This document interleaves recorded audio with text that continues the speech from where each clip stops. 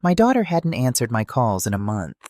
When I finally went to her house with my spare key, I heard a sound coming from the attic that made my blood run cold. What the rescue team found behind that locked door would destroy everything I thought I knew about my family. But I'm getting ahead of myself. Let me start from the beginning. 6 months. That's how long I'd been waking up alone in the king-sized bed Swithin and I had shared for 43 years. 6 months since the highway patrol knocked on my door with news that changed everything. 6 months since my husband's car went off Highway 85 in a storm, plunging into the canyon below. They searched for 2 weeks, found pieces of the car, twisted metal scattered across the ravine. But Swithin? Nothing. The river had been swollen from the rain, the current vicious. The officer who came to update me, a young man with kind eyes who couldn't look directly at me, said the body had likely been swept downstream, maybe miles away, maybe never to be found. After 3 months of waiting, of hoping against hope, the court declared him legally dead. That's what they do when there's no body. Presumed deceased. Such cold, bureaucratic words for the end of a life.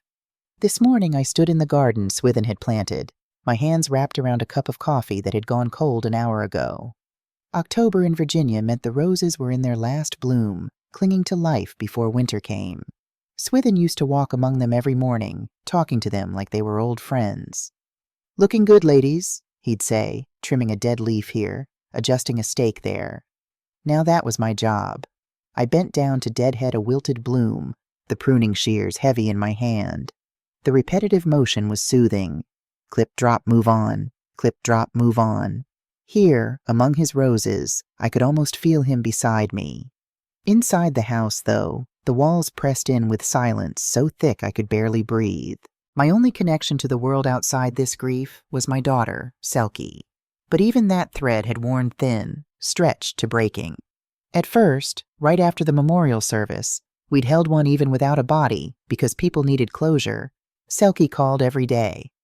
"Mom, how are you holding up?" Her voice would be soft, concerned.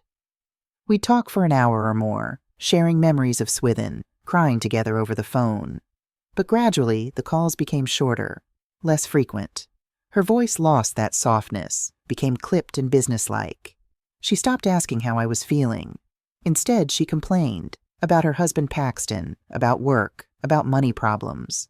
Always money problems. And I listened. I nodded into the phone and transferred what I could from my pension account. She was struggling, I told myself. Young people today had it hard. The economy, student loans, all of it. She'd lost her father, too. Of course she was stressed. I justified every cold word, every missed call, every time she cut our conversation short because Paxton was calling her. Looking back now, I can see how blind I was. But grief does that. It wraps around you like a blanket, muffling everything else. The call that changed everything came a month ago, late on a Tuesday night. I'd already been in bed reading one of Swithin's favorite mystery novels. I'd been working my way through his collection, feeling closer to him with each page. The phone's ring shattered the quiet. "Mom?" Selkie's voice was breaking, hysterical. "Mom, I'm so sorry to call this late, but we need money, urgently, for surgery." My heart dropped into my stomach. "Surgery? Sweetheart, what's wrong? Are you hurt?" "I can't explain right now, we need it right away. Please, Mom, please." The fear in her voice bypassed every logical question in my brain. My daughter needed help. That was all that mattered. "How much?" I asked. The number she gave made me dizzy. $180,000. Nearly everything Swithin and I had saved over 40 years of marriage. Our retirement fund. Our safety net. Our rainy day money. Well, the rainy day had arrived. "I'll get it first thing in the morning," I told her. The next day, I went to the bank and withdrew it all. The manager tried to warn me about scams, about staying safe, but I assured her this was for my daughter. Family. She processed the withdrawal, and I drove straight to Selkie's house in the suburbs, the envelope thick with cashier's checks sitting on my passenger seat. Selkie met me at the door. She looked terrible, pale, red-eyed, her hair unwashed and pulled back in a messy ponytail. She practically snatched the envelope from my hands, kissed my cheek so quickly I barely felt it, and mumbled something about rushing to the hospital. The door shut in my face before I could even ask which hospital. I stood on her porch for a full minute, staring at that closed door, feeling like an intruder, like I'd just completed a transaction rather than helping my child. But I pushed the feeling down. She was scared, I told myself. In crisis. Of course she wasn't thinking clearly. That was 4 weeks ago. 4 weeks of complete deafening silence. The first week, I didn't call. I didn't want to bother her during recovery. The second week, I started dialing her number. It rang and rang, then went to voicemail. I left messages. "Sweetheart, it's Mom. Just checking in. Call me when you can." No response. By the third week, I was calling twice a day. Finally, she sent a text. "Mom, everything's fine. We'll call back soon." She didn't. The fourth week, her phone was turned off entirely. Straight to voicemail, no rings. This morning, standing in Swithin's garden with my cold coffee, I made a decision. I couldn't sit here anymore, waiting for crumbs of contact from my own daughter.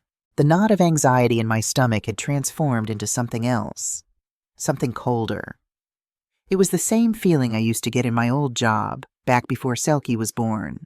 I'd been a forensic accountant for a mid-sized firm in Richmond.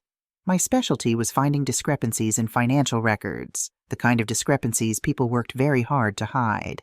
I'd look at a perfectly balanced ledger and know, deep in my gut, that something was wrong. The numbers would be right, but the story they told would be false. I felt that now. Everything about Selkie's emergency surgery story looked right on the surface. But underneath, something was rotten. I went inside, rinsed my coffee cup, and picked up my purse from the hook by the door.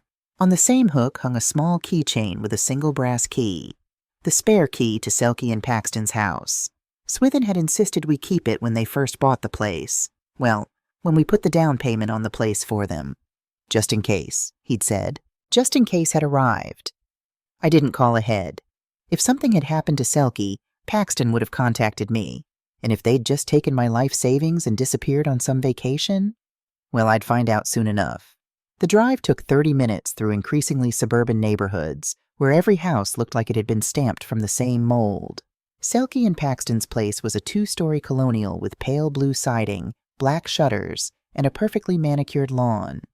The kind of house that screams successful young couple.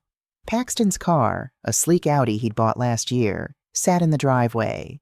So at least he was home. I rang the doorbell, waited, rang again, nothing. I knocked, the sound hollow against the wooden door. Still nothing. That cold feeling in my stomach intensified. I took out the spare key. It slid into the lock smoothly, and the deadbolt clicked open. The house was silent. Not quiet, silent. There's a difference. Quiet is peaceful, restful. Silence is the absence of life. I stepped inside. "Selkie?"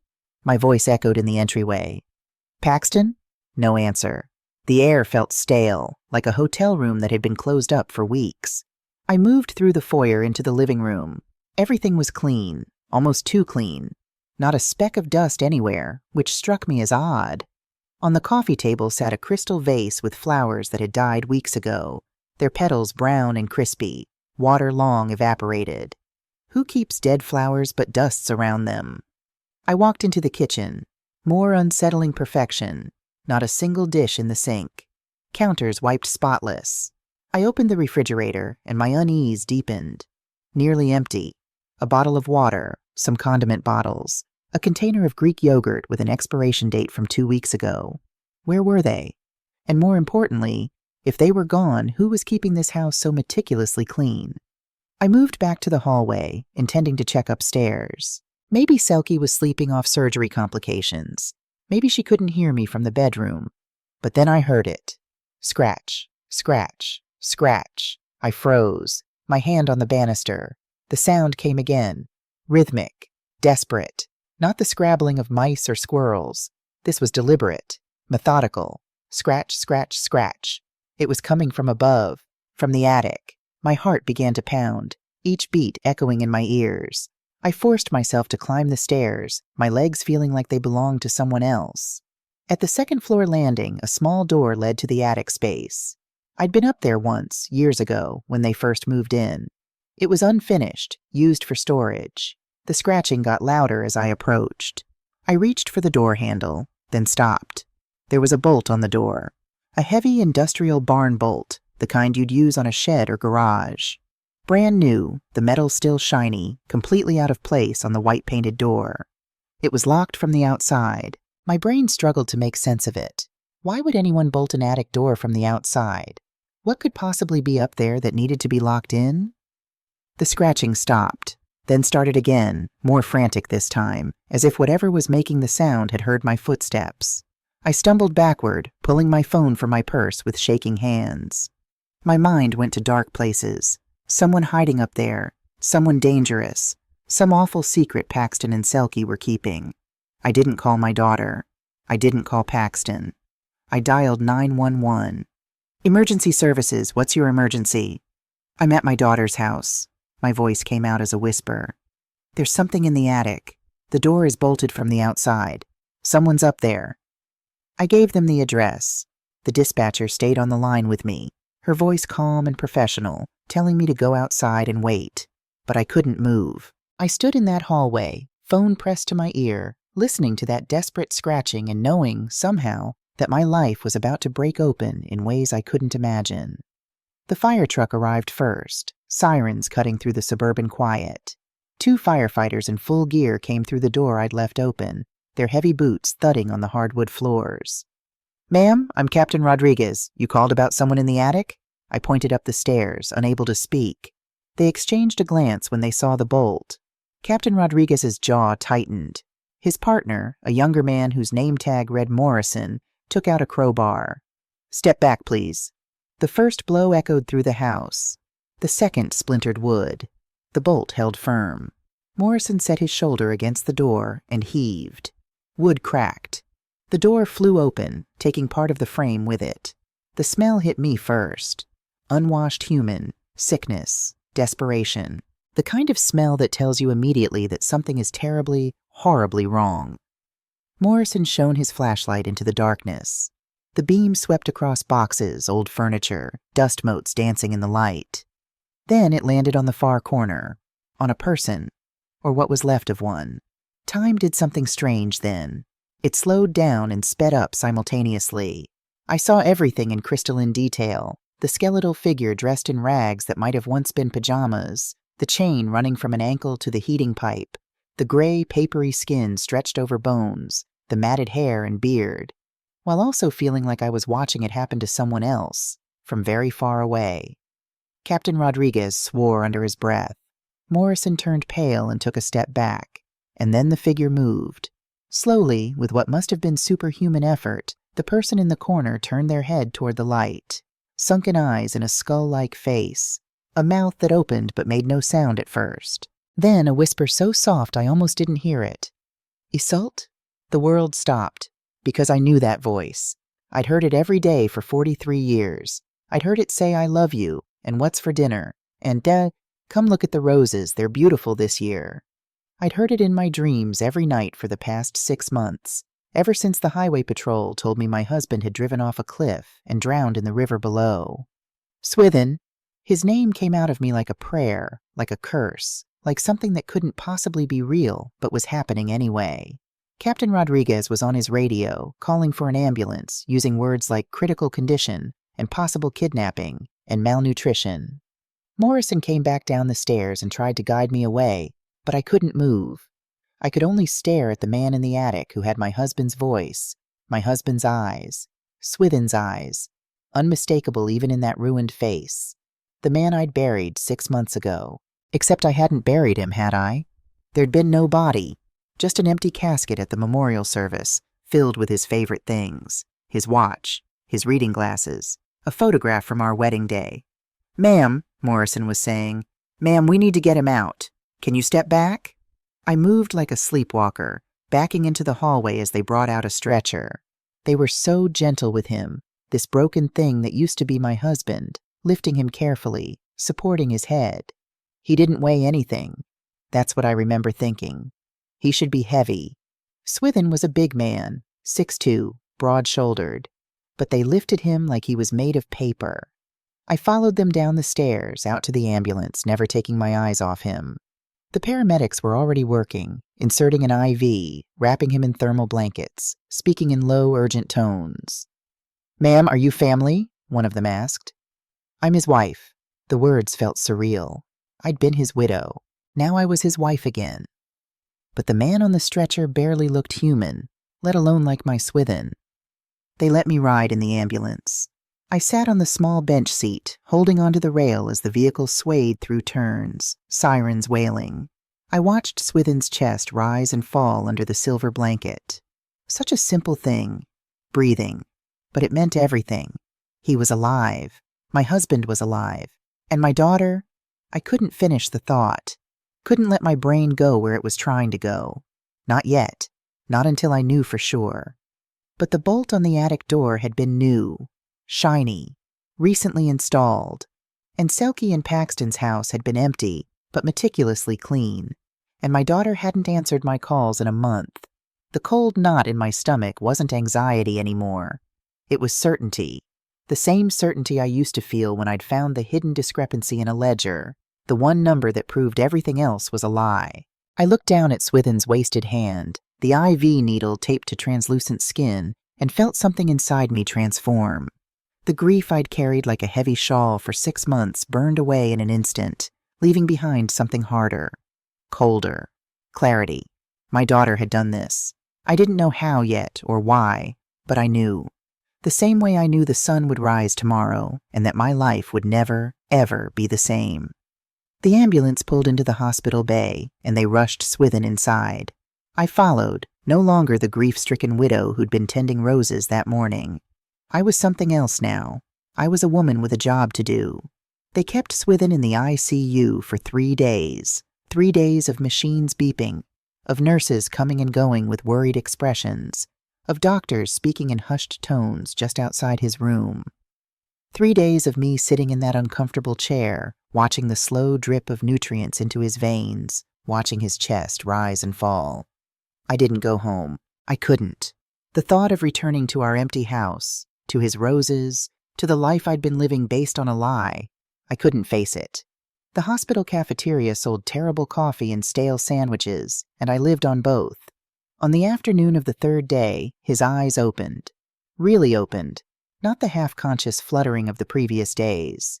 He turned his head on the pillow, slowly, like it weighed 100 pounds, and looked directly at me.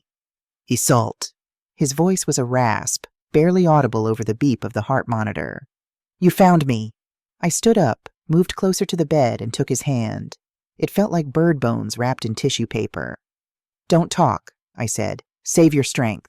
But he shook his head, the movement clearly painful. Need to tell you.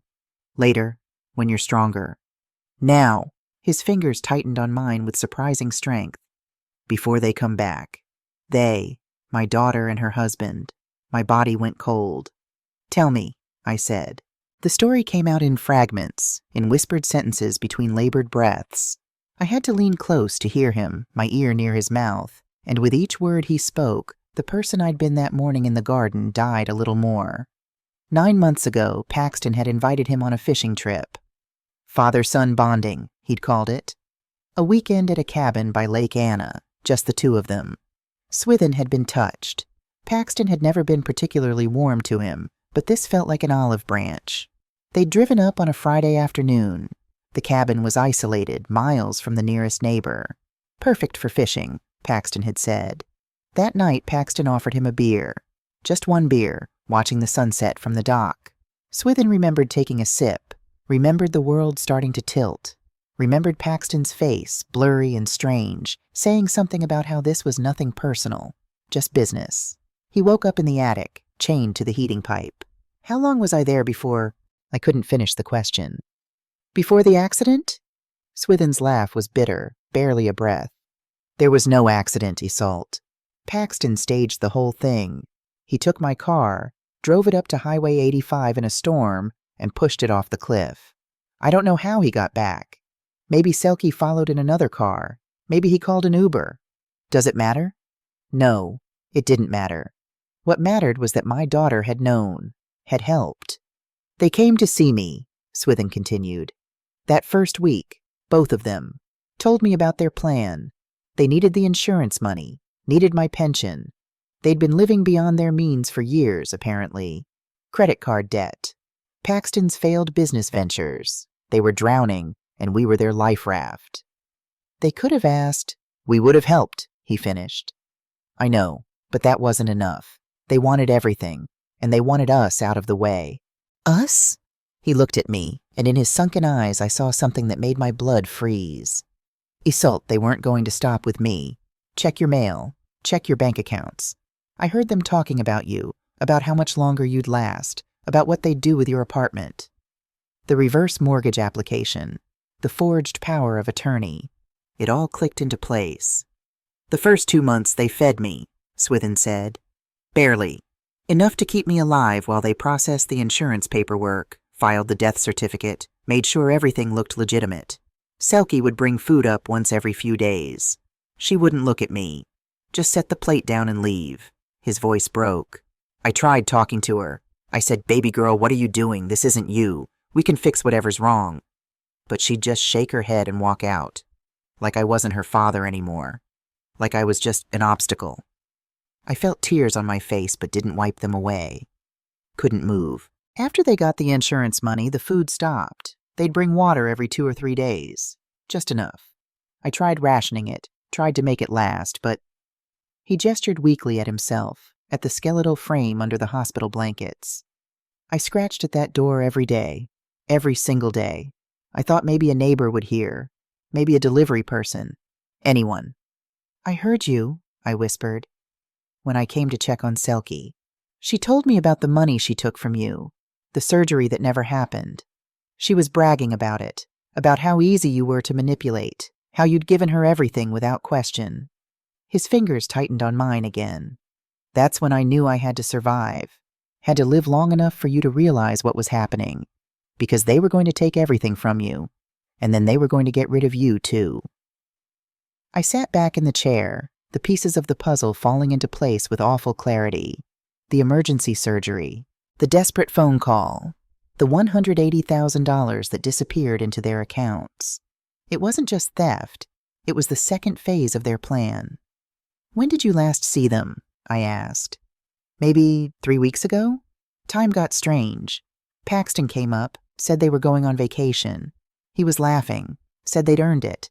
That's when the water stopped coming regularly. That's when I knew. He didn't finish, but he didn't need to. That's when he knew they'd decided he'd lasted long enough, that they were just waiting for him to die. A nurse came in then, checked his vitals, gave me a sympathetic look. He needs to rest, Mrs. Marwick. This is a lot of stress on his system. I nodded and stood up, but before I left, I leaned down close to Swithin's ear. I will handle this, I said. Trust me. His eyes met mine, and for the first time in 3 days, I saw a spark of the man I'd married. I do trust you, he said. I always have. That's why I kept scratching that door. I knew you'd come. I left the hospital as the sun was setting, painting the Virginia sky in shades of orange and purple. Beautiful and terrible. I sat in my car in the parking lot for a long time, engine off, hands on the steering wheel, staring at nothing. My daughter had tried to murder her father, was trying to destroy me, had taken everything and wanted more. The grief I'd felt at Swithin's death was nothing compared to this, because I'd lost my daughter too. Not to death, but to something worse. To greed. To coldness. To a kind of evil I hadn't believed she was capable of. But sitting in that parking lot, feeling sorry for myself, wasn't going to fix anything. I took out my phone and scrolled through my contacts until I found the name I needed. Tobias Freeman. Tobias was the son of my best friend from college, Althea Freeman. Althea had died 5 years ago from breast cancer, but before she passed, she'd made me promise to stay in touch with her boy. He thinks of you as family, she'd said. Don't let him forget that. I'd kept that promise. Tobias and I had lunch every few months, and I'd watched him grow from a grieving son into one of Richmond's most respected attorneys. He specialized in financial fraud cases, white-collar crime, the kind of work that required both legal expertise and forensic accounting skills. Exactly what I needed. The phone rang 3 times before he picked up. Mrs. Marwick, is everything okay? No, Tobias. Everything is very much not okay. I need your help, urgently. Of course, what's happened? I took a deep breath. My husband is alive. The silence on the other end lasted so long I thought the call had dropped. Then, "I'm sorry, what?" "Swithin is alive. He's in the hospital right now. And Selkie—" My voice caught on my daughter's name. "Selkie and Paxton tried to kill him.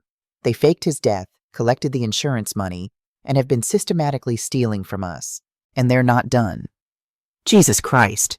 I heard movement on his end, the sound of a door closing. "Are you safe? Where are you?"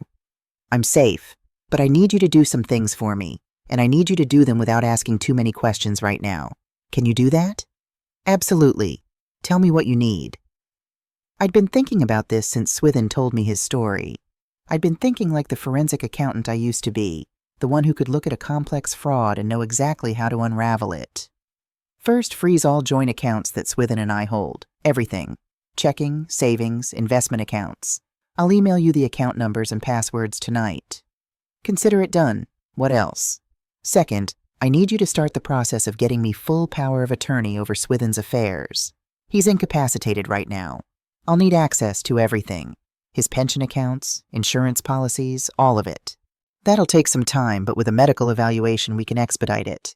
I'll start the paperwork tomorrow. Third, and this is critical, Tobias, nobody can know you're doing this, especially not Selkie and Paxton.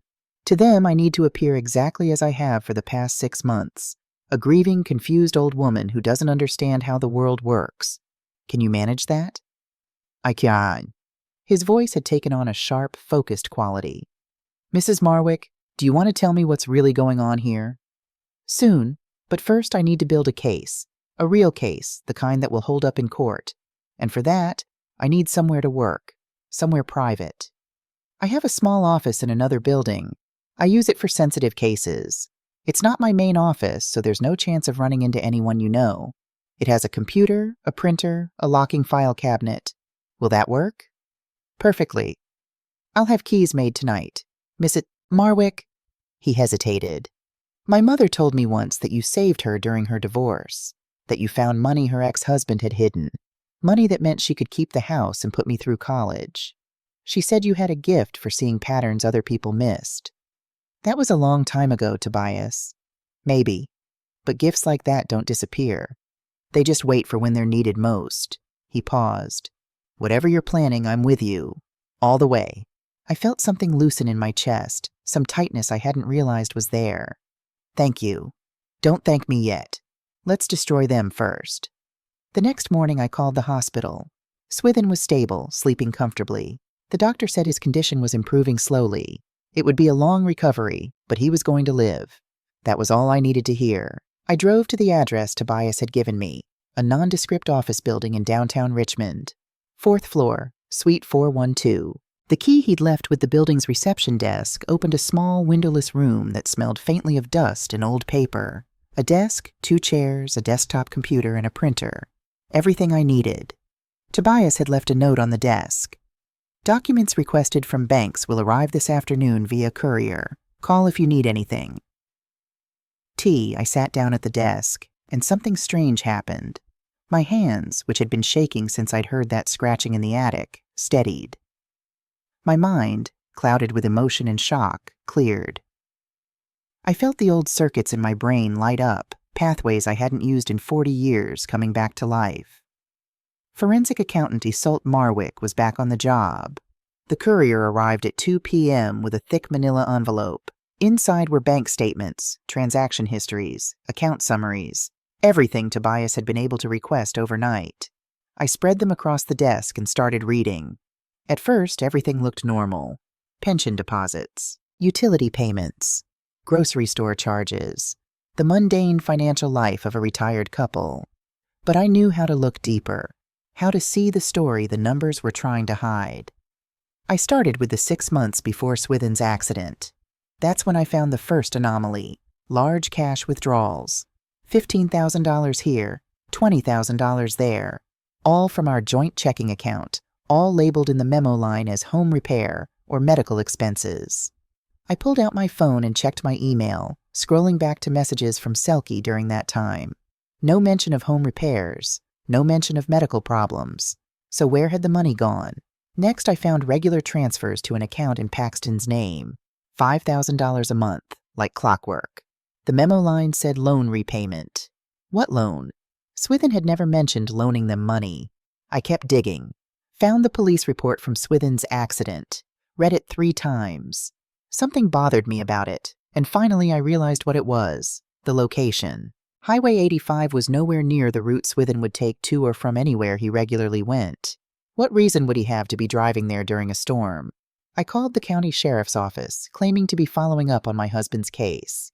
The deputy I spoke to was sympathetic, but not particularly helpful.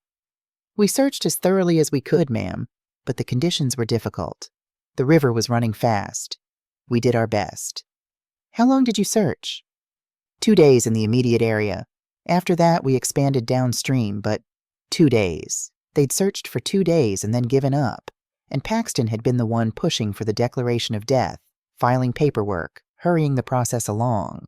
I turned to the insurance documents next. The policy was for $2.5 million, a policy Swithin had taken out through his company when he retired. I was named as co-beneficiary originally, but my hand froze on the paper. 6 months before the accident, the beneficiary had been changed. Now it listed only Selke, 100% to Selke. I found the change form, examined the signature. It was Swithin's signature, but something was off about it. The pressure was wrong, the flow interrupted. Like someone had traced it rather than written it naturally. A forgery, not a good one either, but good enough to fool an insurance company that wanted to pay out and move on. The payout had been made 5 months ago, $2.5 million, deposited directly into Selke's account. I sat back, feeling sick. That was what the Maldives vacation had been funded with. What Paxton's new Audi cost. What paid for my daughter's designer clothes I'd seen in her social media photos. But they hadn't stopped there. I found statements for Swithin's pension account. After his death, someone had been making withdrawals. Small amounts at first, $5,000 here, $10,000 there. Then larger. The signatures on these withdrawal authorizations were supposedly Swithin's, but I knew my husband's handwriting. These were forgeries, too. Over 6 months, they'd drained another $450,000 from his retirement account. And then I found the document that made my blood run cold. It was at the bottom of the stack, like someone had tried to hide it. An application for a reverse mortgage on my apartment. The apartment Swithin and I had bought 30 years ago. That was nearly paid off. That was my home. The application was in my name. Attached to it was a power of attorney, supposedly signed by me, giving Paxton Pike full authority to manage my financial affairs due to cognitive decline and diminished capacity following spouse's death. I stared at my forged signature. They'd done it while I was grieving, while I was distracted and vulnerable, while I was being the good mother, trusting my daughter, giving her money without question. The application was dated 3 weeks ago. Status under review. I understood then, understood the full scope of their plan. Phase 1, fake Swithin's death. Collect insurance. Empty his accounts. Phase 2, manipulate me into giving them my savings. The fake emergency surgery had accomplished that beautifully. Phase 3, take my home through the reverse mortgage, using the forged power of attorney to declare me incompetent. Phase 4, once I was broke and homeless, I'd be easy to dispose of. A nursing home, maybe. Somewhere I could be declared mentally unfit, where no one would listen if I said my husband was alive. My daughter had betrayed me. They were going to erase us both, wipe us out of existence and live off our money. I gathered all the documents into neat stacks, organizing them by type and date. Each piece of paper was evidence. Each forged signature was a nail in their coffin. The woman who'd been crying in the garden over dead roses was gone. In her place was something harder, colder, more dangerous. I called Tobias. "I have everything I need. Can you contact the police? I want to file a formal complaint, but I need it handled carefully." "I know just the detective, Sarah Morrison. She's tough and she's thorough. I'll reach out to her tonight." "Good. And Tobias, keep monitoring Selke and Paxton's credit cards. I need to know where they are."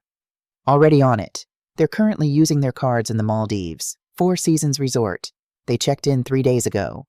3 days. The same time Swithin had woken up. They were on a tropical vacation, drinking cocktails and soaking up the sun, while their father fought for his life in a hospital ICU. "Perfect," I said. "Let them enjoy it. It's going to be their last vacation for a very long time." I didn't have to wait long. The call came 2 days later, just as I was leaving the hospital after visiting Swithin. My phone buzzed. The caller ID read, Baby Girl, the nickname I'd given her as an infant. The nickname that used to fill me with warmth. Now it just felt like a lie, like everything else. I let it ring twice more, composing myself, getting into character. Then I answered, making my voice weak and confused. Hello, Selkie? Hey, Mom. Her voice was bright, cheerful, loud. In the background, I could hear the sound of water splashing and distant music. How are you doing? How was I doing? My husband was alive in a hospital bed after being tortured for months by his own daughter, and she wanted to know how I was doing? Oh, you know, I said, letting my voice quaver. Getting by. Where are you, sweetheart? It sounds so noisy. Paxton and I decided to take a little vacation. We both needed to decompress, you know? Get some fresh air. Fresh air, while Swithin had been breathing stale attic air, begging for water. That's nice, dear. You deserve a break. Mom, listen. Paxton's voice cut in, sharp and impatient. There's a problem. I tried to pay for lunch and the card was declined. Selkie's too. Something's wrong with the bank. Here we go, I thought. The trap is sprung. Oh my, I said, injecting maximum confusion into my voice. Oh dear, I don't understand these things. It's your main account, Selkie said, and I could hear the edge in her voice now, the hint of demand under the sweet tone. Daddy's account. Maybe there's some kind of audit or something. Can you call them? Tell them everything's fine? Daddy's account. The account belonging to the man she'd chained in an attic. Well, sweetheart, maybe it's that, what do you call it? Fraud alert? The bank told me once that if there are unusual charges from overseas, they might block the card. For security. See? Selkie's voice brightened. So just call them. Confirm it's us. Tell them everything's fine. I'll try, but honey, I'm not home right now, and my eyes haven't been good. Looking for all those documents. Maybe tomorrow. Tomorrow? Paxton exploded. We have nothing to pay for dinner with tonight. Mrs. Marwick, just pick up the phone and call. It takes 5 minutes. I let the silence stretch, let them hear the hurt in it. Don't yell at me, please, I said softly. My blood pressure, I can barely manage as it is after everything. The guilt trip worked. Paxton went quiet. Selkie's voice came back, sickeningly sweet. We're sorry, Mom. We didn't mean to upset you. We're just worried, you know? You'll try to call them, right? I'll try, baby. I promise. We'll call you back in a few hours, okay? Okay. I ended the call and sat in my car, staring at the phone. They hadn't asked how I was, hadn't asked if I needed anything, hadn't expressed concern about me living alone, grieving, managing on my own. They only cared about the money. I didn't call them back that afternoon. Or that evening. The next morning, my phone started ringing again. I didn't answer. They called 5 more times. I ignored them all. By the afternoon, my phone buzzed with text messages. Mom, please call back. We need you to fix this. Mom, answer your phone. This isn't funny. Call us now. The desperation was palpable. I could picture them in their resort paradise, watching their perfect vacation crumble as their funds disappeared. The inconvenience would turn to anxiety, the anxiety to anger. And then they'd come home. They'd drop everything and rush back to deal with the confused old woman who was causing problems. They'd come to intimidate me, to take control, to fix their broken money pipeline. They'd fly right into the trap. I called Tobias. They've taken the bait. How long until they can get back from the Maldives? Flights are limited from there. Best case, they're looking at 36 hours of travel, maybe more. Perfect. That gives us time to get everything in place. Can Detective Morrison meet with us tomorrow? Already scheduled. 10 a.m. at my office. I looked at my phone, at the stream of increasingly frantic messages from my daughter. Good, I said. Let's make sure we're ready for them. I had one more call to make. I dialed the hospital, asked for Swithin's room. Iseult? His voice was stronger today, clearer. Is everything okay? Everything is going to be okay, I told him. They're coming home, and when they get here, we're going to end this. I could hear the smile in his voice. That's my girl. Get some rest, I said. You're going to need your strength. In a few days, you're going to have to face your daughter in court, and you're going to have to tell the world what she did to you." "I'm ready," he said. "I've been ready since the day they locked me in that attic." I hung up and looked at myself in the rearview mirror. The woman staring back at me wasn't the one who'd been watering roses and mourning her husband a week ago. This woman was harder, colder. This woman had remembered who she used to be, before marriage and motherhood had softened her edges. This woman was dangerous, and my daughter had no idea what was waiting for her. 38 hours after my last conversation with Selkie, Tobias sent me a text. They just landed at Dulles, credit card charged for airport parking, estimate 45 minutes to their house. I was ready. Detective Sarah Morrison had visited me the day before. She was a woman in her early 40s with sharp eyes that missed nothing in a no-nonsense manner I appreciated. I'd shown her everything: the bank statements, the forged signatures, the insurance payout, the reverse mortgage application. She'd listened to Swithin's preliminary statement at the hospital, recorded with a lawyer present. "This is one of the most calculated cases I've seen," she'd said, shaking her head. "Most family fraud is opportunistic, sloppy. This was planned. Can you arrest them? With what you've given me? Absolutely. We have attempted murder, multiple counts of fraud, forgery, identity theft. The question is when and where you want this to happen." I'd thought about it, about surprising them at the airport, at their house, dragging them away in handcuffs in front of their neighbors, but that felt too easy, too impersonal. "I want them to come to me," I'd said. "I want them to walk into my apartment thinking they're in control, and I want to be there when they realize they're not." Detective Morrison had smiled, a cold smile that reminded me of myself. "I like the way you think, Mrs. Marwick." Now I sat at my kitchen table, waiting. I'd left my apartment door unlocked, set out my good teapot, the one Swithin had brought back from a business trip to England 30 years ago, poured myself a cup of tea and added a slice of lemon. Detective Morrison sat to my right, her partner, Detective James Hayes, to my left. Both in plain clothes, both still and watchful. Tobias sat at the end of the table, a thick folder in front of him, his lawyer's face unreadable. We didn't have to wait long. I heard them on the stairs first. Heavy footsteps, angry footsteps, the sound of someone who'd been traveling for 2 days and was beyond exhausted, beyond patient. The door slammed open. Selkie and Paxton stood in the doorway, breathing hard. They looked terrible. Paxton's expensive vacation clothes were wrinkled, his hair uncombed. Selkie's eyes were red-rimmed, her face pale and pinched. They saw me first, sitting calmly at my kitchen table. Then they saw the others. They froze. For a moment, nobody spoke. The only sound was the ticking of the old anniversary clock on the wall. Tick-tock, tick-tock, counting down their final seconds of freedom. Selkie recovered first. She'd always been good at acting, even as a child. She could cry on command, smile through anything. Now she stepped forward, and tears began streaming down her face. "Mom?" Her voice broke beautifully. "Mom, what's going on? What have you done?"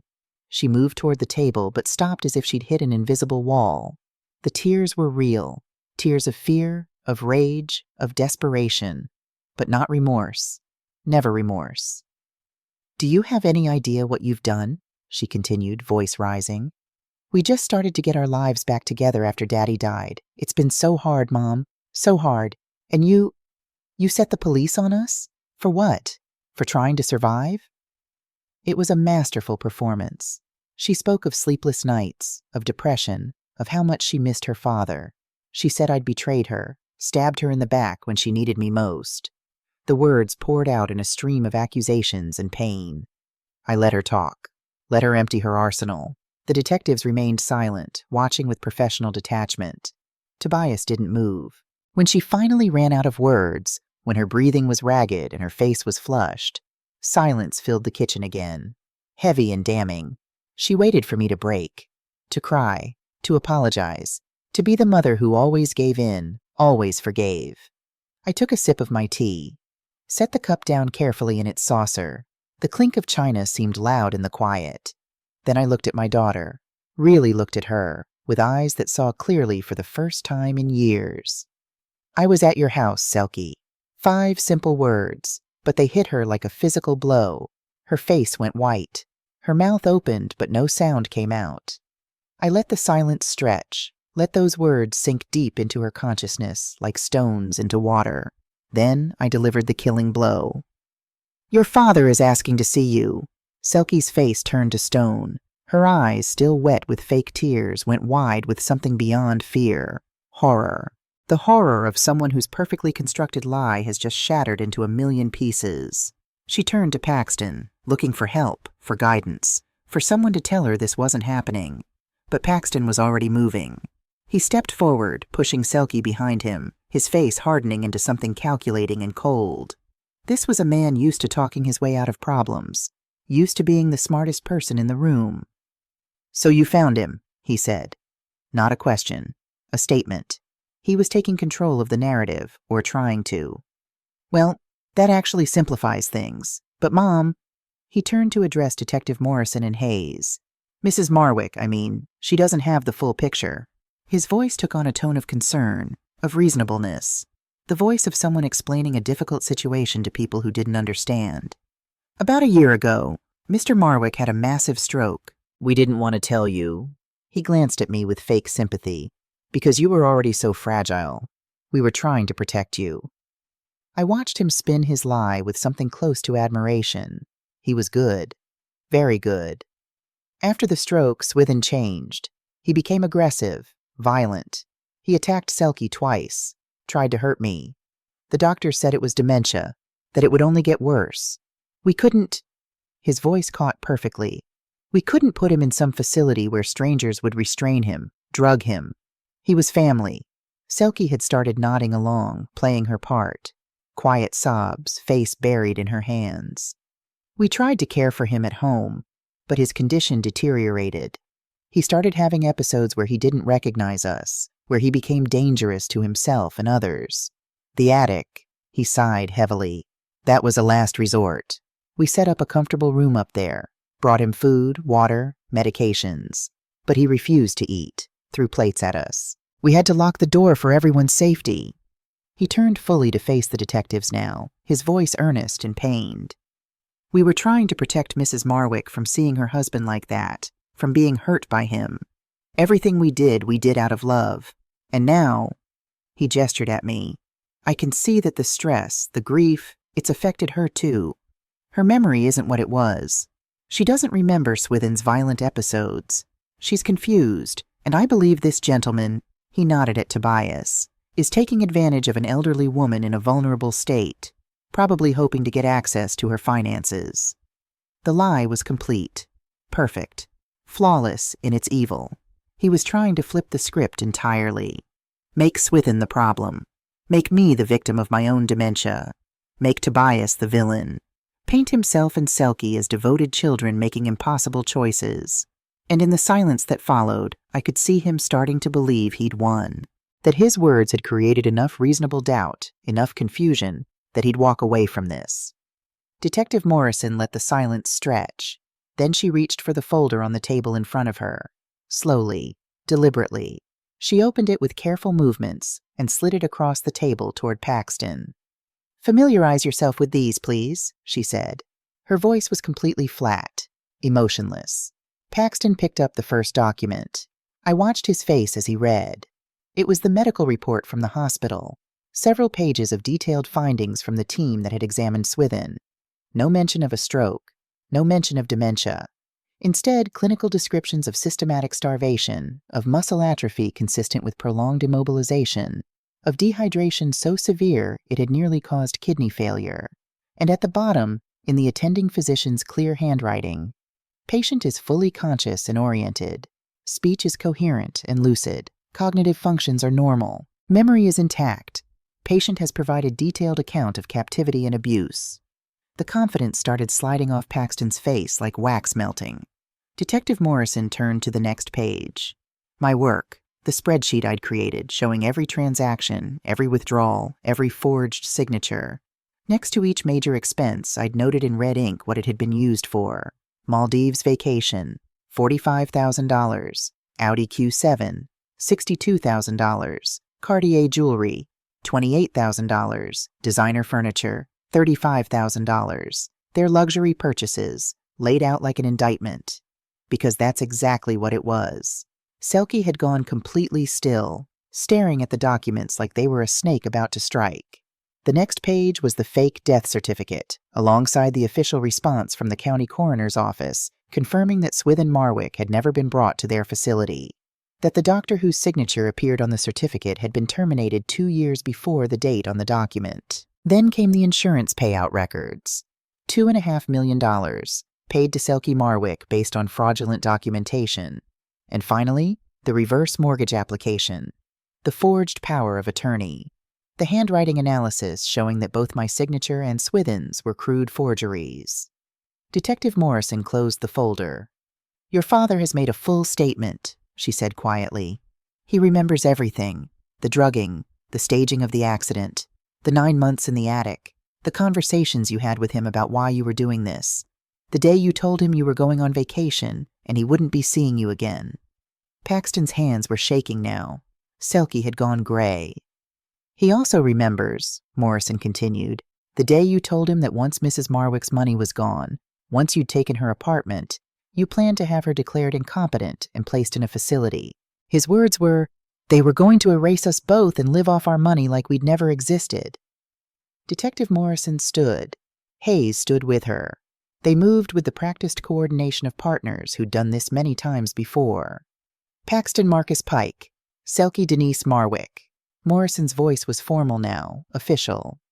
"You are under arrest for attempted murder, fraud, forgery of legal documents, identity theft, and elder abuse."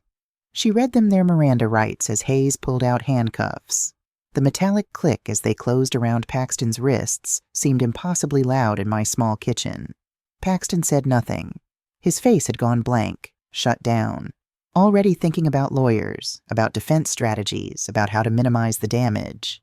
But Selkie turned to look at me as Hayes cuffed her hands behind her back.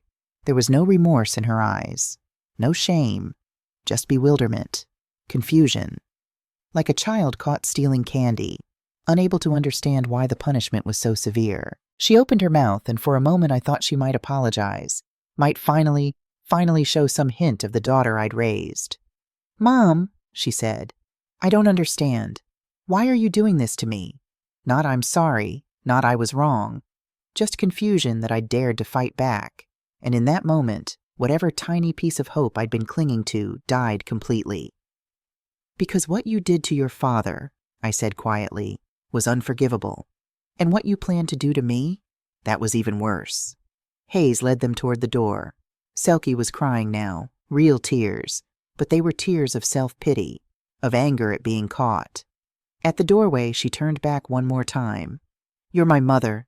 You're supposed to love me no matter what. You're supposed to forgive me." I met her eyes. "I was your mother," I said. "You killed her the day you locked your father in that attic. Everything after that was just paperwork."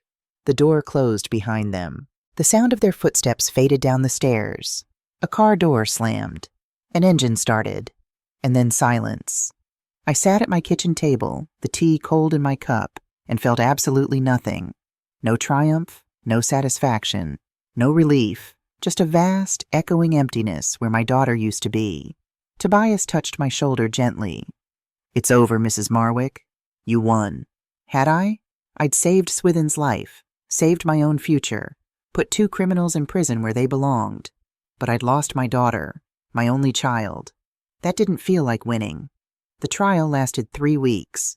The evidence was overwhelming. Swithin testified from a wheelchair, still weak but clear-minded and determined. He looked at Selkie only once during his testimony, when the prosecutor asked him to identify his attackers. His voice didn't waver. I didn't attend every day. I couldn't. But I was there for the verdict. Guilty on all counts. Paxton got 30 years, no possibility of parole for 15. Selkie got 25, no parole for 12. She tried to look at me as they led her away in handcuffs. I looked straight ahead. That was 9 months ago. 9 months, long enough to carry and birth new life, or to bury an old life and begin another.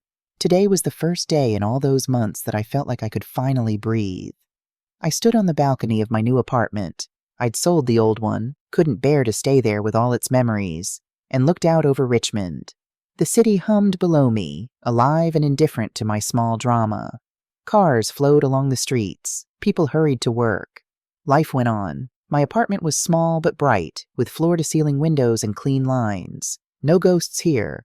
No weight of the past pressing down. On the table beside me sat my tablet. Open on the screen was a textbook. Modern Forensic Accounting, Digital Age Methods and Analysis. I'd enrolled in online courses 3 months ago, decided to reinstate my CPA license. The world had changed since I'd last practiced, but the fundamentals remained the same. Find the pattern. Follow the money. Uncover the truth. My brain, dormant for so long, had come alive again. I was good at this. Had always been good at it. I didn't know yet if I'd take on clients. Maybe do some consulting work. Maybe just study for myself, proving that at 68, I could still learn, still grow, still be more than just someone's wife or mother. My phone buzzed. A text from the rehabilitation center. Swithin is asking if you're coming by today. He says to tell you the cafeteria has your favorite pie. I smiled. Swithin was recovering slowly. He'd never be the man he was before. The physical damage was too severe, the psychological scars too deep. He still had nightmares, still flinched at sudden sounds, but he was alive. We were both alive. I texted back, "Tell him I'll be there in an hour." We'd talked about what came next, whether we'd live together again or if too much had changed, whether we could rebuild what we'd had or if we needed to build something entirely new.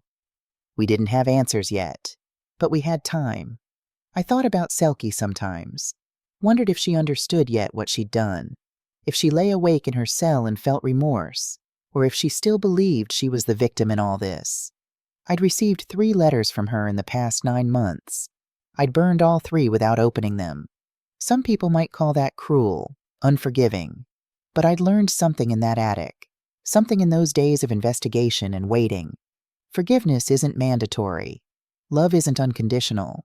And sometimes, the kindest thing you can do for yourself is walk away. My daughter had made her choices. Now she was living with them. And I was making mine. I took a sip of my coffee.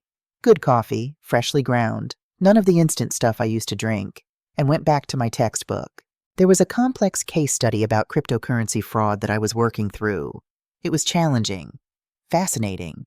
The sun warmed my face. The city made its noise below. And for the first time in longer than I could remember, I felt something like peace. Not happiness exactly. The wounds were too fresh for that, but something quieter, deeper. The sense that I had survived, that I had fought back, that I had reclaimed myself from the ashes of who I'd been. I was 68 years old. I'd lost my daughter to prison, my husband to trauma, years of my life to a lie. But I was still here, still standing, still learning. I wasn't just a survivor. I was Iseult Marwick, and I was just getting started. Thank you for listening to this story. If it moved you, please hit the like button and subscribe to the channel for more true-to-life stories about resilience, justice, and the strength we find in ourselves when everything falls apart. Write in the comments. Have you ever had to choose between family loyalty and doing what's right? What would you have done in Iseult's place? Remember, sometimes the strongest thing you can do is walk away, and sometimes the bravest thing you can do is start over. Until next time, take care of yourselves. You're stronger than you know.